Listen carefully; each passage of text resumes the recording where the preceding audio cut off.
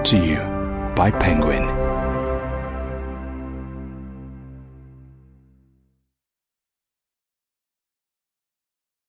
The Lovely and the Lost by Jennifer Lynn Barnes. Read by Emily Lawrence.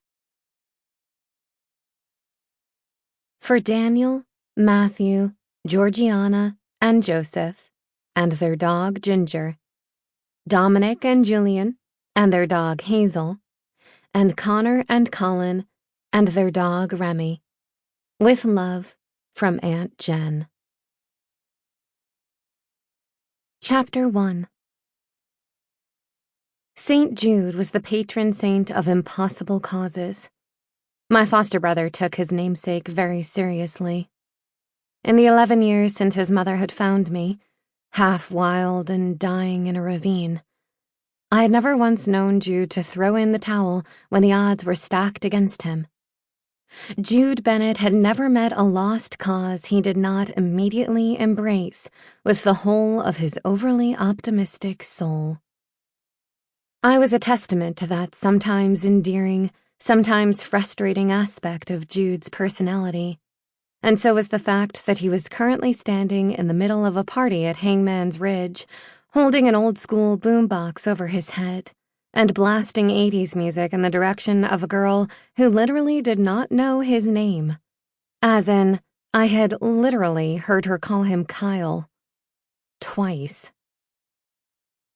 Boy still insisting that Kyle is a nickname for Jude? Free came to stand beside me, leaning back against the truck. She shook her long blonde hair back over her shoulder and crossed one ankle over the other as she hooked her thumbs through the belt loops on her faded jeans. He's moved on from nickname to term of endearment, I said, watching as Jude punched a fist into the sky. Remind me to limit his consumption of 80s movies going forward. Won't help, Free opined, reaching up to swat at a mosquito on her arm. Cady say anything to you about whether or not she's going to let the military have Pat? Free didn't believe in segues between one subject and the next. Not a word, I said, taking my eyes off Jude long enough to get a better look at Free. Why? Did she say something to you? Pad, short for Padawan, Jude's choice of name, not mine, was a 14-month-old golden retriever and quicker on the uptake than any other dog we'd trained. Jude and Free were holding out hope that Cady, Jude's mother and my foster mother, would keep our star pupil. But every time I took Pad out, I could feel her energy, her determination. She needed to run, to track, to find. She needed more than we could give her. I am not Cady's favorite person at the moment, Free admitted, on account of the fact that we had a fundamental disagreement. Free was as prone to disagreement as Jude was to optimism. She was the most stubborn person I'd ever met, and the woman who'd raised me was number 2. Jude insisted that crossing horns was their way of expressing affection. Was this disagreement about the fact that you haven't been to school in over a week? I asked Free. Free shrugged.